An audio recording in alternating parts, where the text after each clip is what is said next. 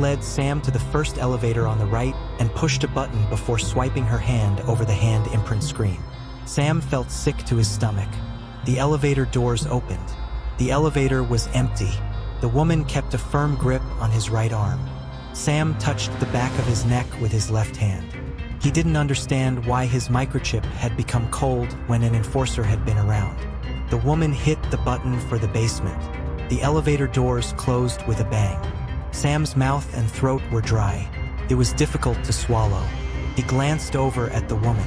She was staring at the elevator doors. When they reached their destination, she loosened her grip for a moment on Sam's arm. When the doors opened, she tightened her grip again.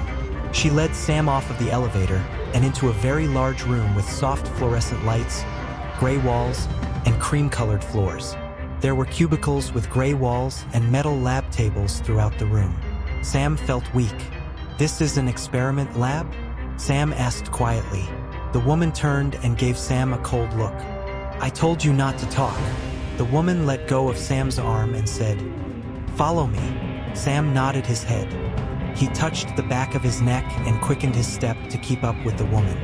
"Why did my microchip go cold?" he asked. The woman stopped so quickly that Sam ran into her. "You don't listen very well, do you? Am I under arrest?" Sam asked. The woman gave Sam a half smile and looked into his eyes and said, "No. Who are you? What is this place? And why didn't my microchip get warm when that enforcer was around?" Sam asked as he searched the woman's eyes for any sense of humanity. The woman looked at Sam and smiled and said, "Follow me."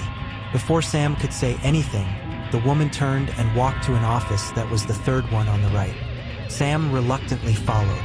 The woman opened the door, and once Sam was inside the small, gray office with large, gray office furniture and chairs, she closed the door.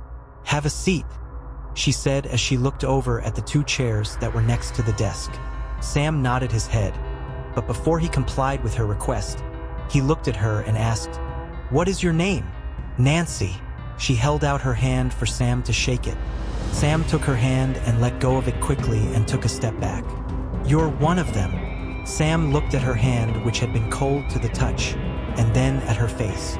"Yes," Nancy said as she reached her right hand up and took off her faceplate. Sam took several steps back quickly and leaned his back against the door. Nancy laughed and put her faceplate back on. "Sorry, I sometimes forget how sensitive you humans are." Sam tried to collect his thoughts. He breathed heavily as he watched every move that Nancy made. "Relax," Nancy finally said. "Why did you tell the enforcer that I was your prisoner, and then tell me that I am not under arrest? Those are really two different things, aren't they, Sam?" Nancy said. Sam's mouth fell open. He put his hand to the back of his neck. "How do you know my name?" "Facial recognition. My databases searched for your facial profile. I know everything about you, Sam," Nancy said matter-of-factly. Sam felt sick to his stomach.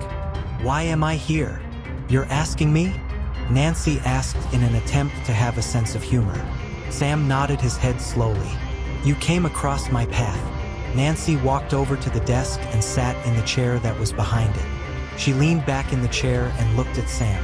"Would you rather have gone with the enforcer?" Sam leaned his head slightly to the left and looked intently at Nancy. "That depends on what you plan to do with me." "Relax," Nancy said as she stood up. She walked to the side of the desk and sat on the edge of it and looked at Sam. "There is more than meets the eye here." "Oh?" Sam asked. He was starting to relax a little. "Not all androids are bad, Sam." Sam looked at Nancy's expression and raised his right eyebrow. Nancy was so well made that he couldn't see any flaw in her making. "Tell me more," Sam said as he folded his arms and tilted his chin up slightly. Nancy stood up and walked over to Sam. She stood close to him and looked into his eyes. "Most of us are programmed to be good. A few were reprogrammed to be on the other side. Perhaps it's our good programming, or perhaps it's because we look like humans. Who knows? But nonetheless, we have a cause, to fight to keep humans on the earth." Sam's mouth dropped open. "How can I trust that what you are telling me is true?" Nancy gave Sam a faint smile and a single nod of her head. "Follow me," she said as she brushed past Sam and opened the office door.